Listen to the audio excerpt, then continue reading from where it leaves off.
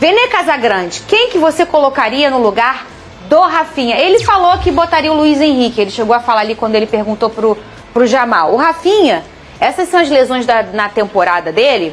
Eu vou ler as lesões e depois a gente vai debater aqui quem será que entra no lugar do Rafinha. 25 de setembro de 2025, ano passado, lesão na coxa. Ficou 58 dias fora, perdeu 13 jogos no Barcelona. 15 de janeiro, aí a gente já tá falando de 2026, um tostão na coxa. Aí a gente tá falando de uma lesão de choque, né? 7 dias fora, perdeu um joguinho só lá no Barcelona. 2 de fevereiro desse ano, lesão na coxa, Barcelona, 13 dias fora, perdeu 3 jogos. 28 de março, 34 dias fora, lesão na coxa, perdeu 7 jogos.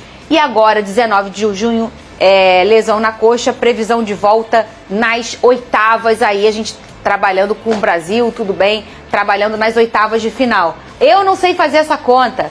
14, 15, 16, 17, 20, quase 30 jogos fora do ano passado para cá. E eu vi a lesão na coxa. É sempre a mesma coxa, né, Vene Casagrande? Sempre a mesma coxa, porém só uma que foi na parte anterior. Ou seja, nem todas foram no mesmo músculo. Mas mesmo assim, é algo que chama atenção. Porque as outras são no posterior de coxa? Três ou 4 foram na parte da frente da coxa e a outra foi na parte de trás, que é a famosa anterior da coxa. Independentemente do local, é a mesma perna, né? Querendo ou não, chama atenção. E para as pessoas, assim, e a gente fala de forma bem pedagógica aqui, né? O Caio também pode falar. A parte quando fala posterior de coxa, não é um músculo que se chama posterior de coxa, é uma região do corpo, tá? A posterior de coxa é essa parte de trás aqui. E a anterior de coxa é essa parte da frente aqui, que tem 4 músculos. Aqui atrás também tem outros músculos. Os músculos são vários, tá bom? Mas a região que a gente fala anterior e posterior. O Vene trouxe a informação que ele já machucou a parte anterior, ou seja, uma musculatura dessa parte da frente e uma musculatura também da parte de trás da coxa, mas sempre a mesma coxa. Sempre a mesma coxa. E é uma engrenagem, né? A gente entende que os motivos, eles estão naquela mesma região, né, Vene Casagrande? E há quem diga que seja um erro na hora da recuperação, seria leviano da nossa parte argumentar isso, afirmar isso e até dizer que com certeza teve erro na recuperação ou que ele voltou antes do prazo. A gente não pode dizer isso, até porque estamos falando de um clube que é extremamente profissional, como é o Barcelona e como é a seleção brasileira. E aproveitando, Fernandinha, muita gente me questionou isso, eu acho válido a gente comentar. Porque no caso dessa lesão do Rafinha, a CBF não divulgou a gravidade.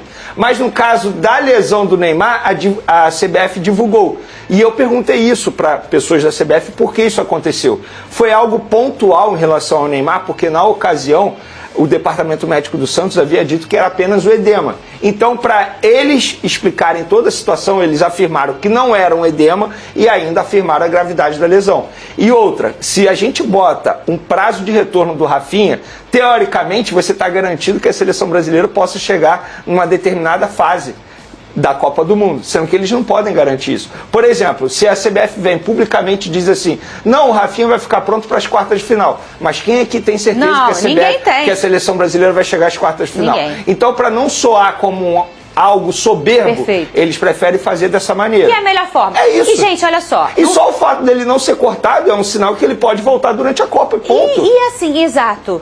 E não tem o que fazer, não tem como mais botar alguém no lugar dele. Então, que diferença vai fazer este menino ficar lá ou não? E lá ele tá ali, todo mundo cuidando dele, 100% do dia, e aí dá uma acelerada assim. Ô Vene, fala quem você colocaria no lugar dele. Eu quero saber do Caio também, quem que ele coloca no lugar do Rafinha. Eu escolho o Luiz Henrique. Eu também escolho o Luiz Henrique, mas eu vou explicar o porquê eu escolheria. Não é questão de eu achar o Luiz Henrique mais jogador que o Ryan, ou porque o Ryan entrou mal no segundo tempo na última partida. Entrou o Martinelli nessa briga também aí, né? Mas assim, eu também não duvido mais nada do Ancelotti, né? Depois que ele começou com o Matheus Cunha no banco de reserva na estreia da Copa do Mundo, eu não duvido de mais nada. Mas eu acho que seria loucura da parte dele, até por uma questão de estilo de jogo. O Martinelli não é um jogador como é o Luiz Henrique, porque a seleção brasileira vai enfrentar uma Escócia totalmente fechada. Gente, a Escócia esse ano tem 6 jogos, 3 vitórias e 3 derrotas. Sabe o que tem em comum nesses 6 jogos? Eles não sofreram mais de um gol. Ou seja, toda vez que eles perderam apenas de um gol. É isso mesmo, sofrendo apenas um gol. Ou seja, porque a forma como eles jogam é uma forma para não levar gol mesmo. E só o fato deles empatarem com a seleção brasileira, eles estão classificados, o que eles fariam história, porque eles nunca se classificaram numa fase de grupos de Copa do Mundo. Então eles estão entrando em campo para não perder. Tanto é que os torcedores ali no bom link do Flavini que apenas falavam 1-1, 0-0, porque eles só querem empatar. Então, por um estilo de jogo, o Luiz Henrique é um cara que ele consegue quebrar essa linha defensiva montada por 5, porque ele recebe a bola no pé e consegue partir 1-1. 1-1 dele é muito melhor do que 1-1 para o Ryan. O Ryan é um jogador que recebe mais em velocidade. Então, por uma característica de jogo, eu escolheria o Luiz Henrique. E você, Caio Caesa? Fernandinho, eu escolheria também Luiz Henrique para esse jogo. Concordo com o Vene falou sobre a Escócia jogar mais fechado e o Luiz Henrique ter mais esse poder de resolver no drible, né? De conseguir um jogo vertical, né, Caio? É um vertical e ele também busca muito a linha de fundo. O Ryan não é muito de ir para a linha de fundo. E o Brasil vai ter que testar várias estratégias ao longo do jogo para furar o bloqueio defensivo e muitas vezes vai precisar chegar à linha de fundo para espaçar mais a defesa adversária. O Ryan não tem essa característica, o Ryan é muito mais de cortar pelo meio, né, costurar para o meio para finalizar. O Endrick não seria uma opção também? Eu acho que pro Ancelotti já não é normal, né? O Ancelotti ele precisa se decidir. Quando ele chegou ao Real Madrid, ele falou assim, não, o Endrick é melhor pela ponta. Aí o Endrick vai pro Lyon, se destaca pela ponta, aí agora o Ancelotti na seleção fala, não, o Endrick é melhor como centroavante. Eu acho, inclusive, Fernandinho, que pensando em Endrick no time titular, a dupla com o Ryan funcionaria muito melhor. Mas aí os dois titulares, né? Aí já é um outro mundo completamente diferente. Porque eles trocam muito de posição. O Endrick faz a ponta direita e joga de centroavante também, ou daquele segundo atacante ali no 4-2-4 do Ancelotti. E o Ryan também. Então eles podem trocar de posição. É uma estratégia que o Brasil pode testar também. Mas de início, eu acho até pelo que o Luiz Henrique já fez com a camisa da seleção brasileira, o Ryan, a gente está falando de um garoto que fez seu primeiro jogo praticamente, fez contra o Panamá, né? Mas estreou na Copa do Mundo.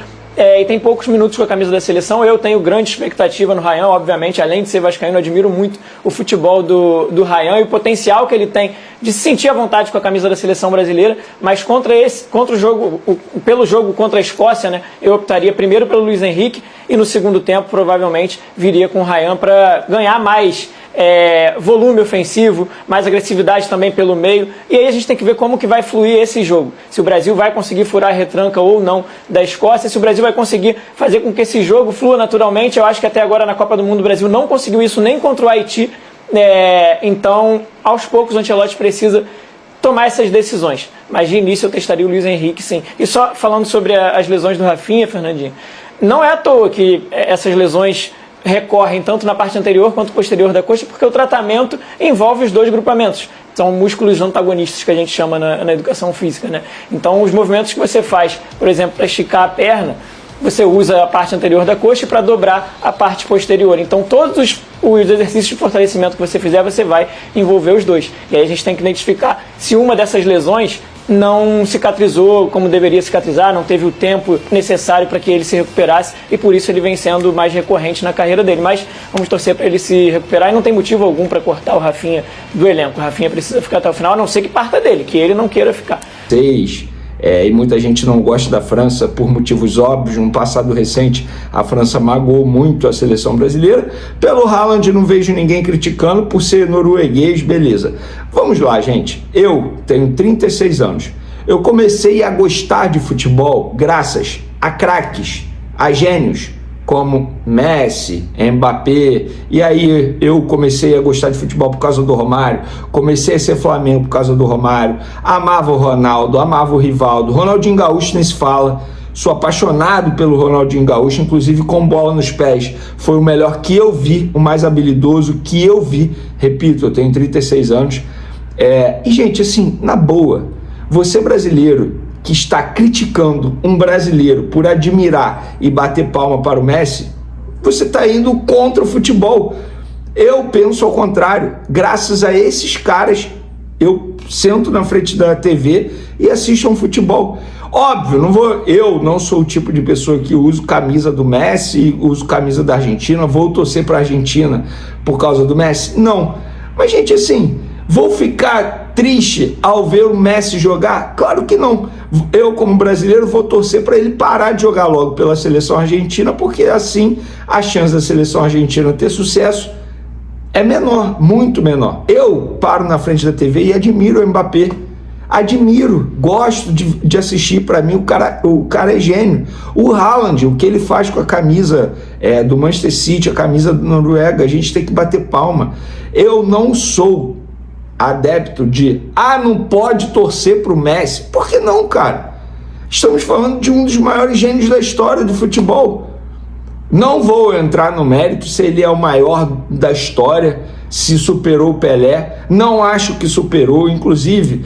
A minha opinião em relação a isso aumentou depois que eu vi uma série na Netflix contando como é que foi a Copa de 70, gente. O Pelé, assim, esquece, é o rei.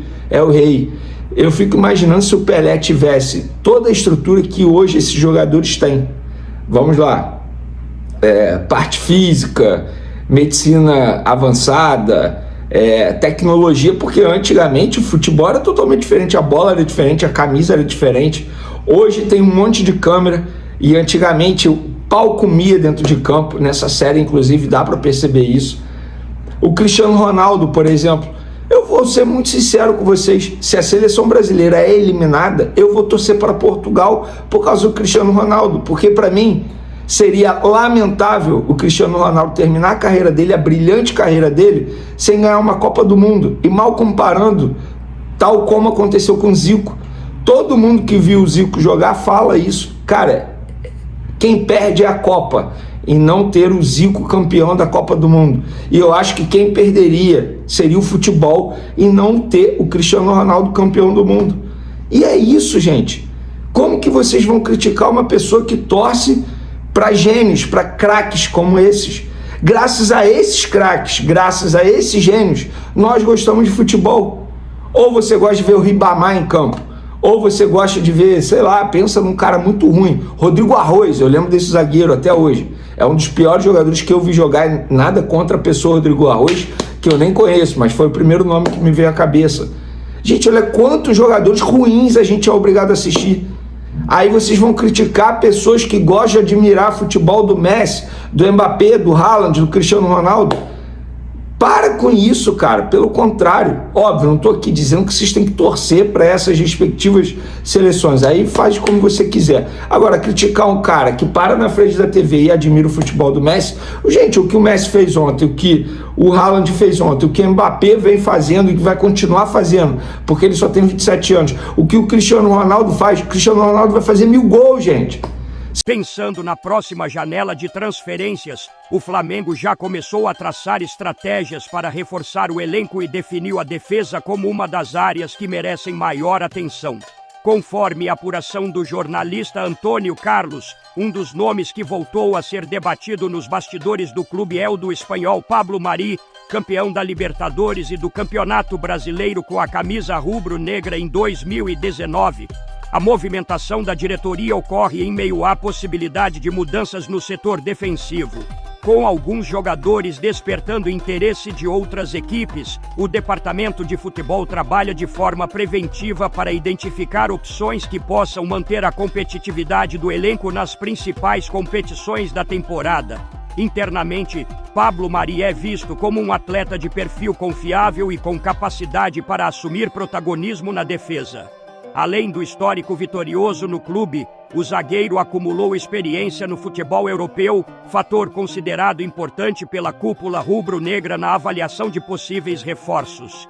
A comissão técnica comandada por Leonardo Jardim também enxerga com bons olhos um eventual retorno do defensor.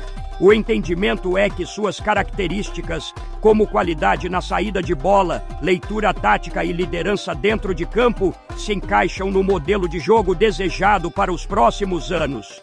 Nos corredores da Gávea, a intenção é oferecer ao espanhol um vínculo de 2 temporadas. Apesar da concorrência de outros clubes interessados em sua contratação, a diretoria acredita que a identificação construída por Pablo Mari com o Flamengo e o carinho da torcida podem exercer papel importante em uma eventual negociação para trazê-lo novamente ao futebol brasileiro. Agora eu quero saber a sua opinião de vocês. Pablo Mari será um bom reforço? Sim ou não? Deixe sua opinião no comentário. O melhor comentário eu vou fixar. Não esqueça de curtir o vídeo e inscreva-se no canal para não perder nada do Flamengo.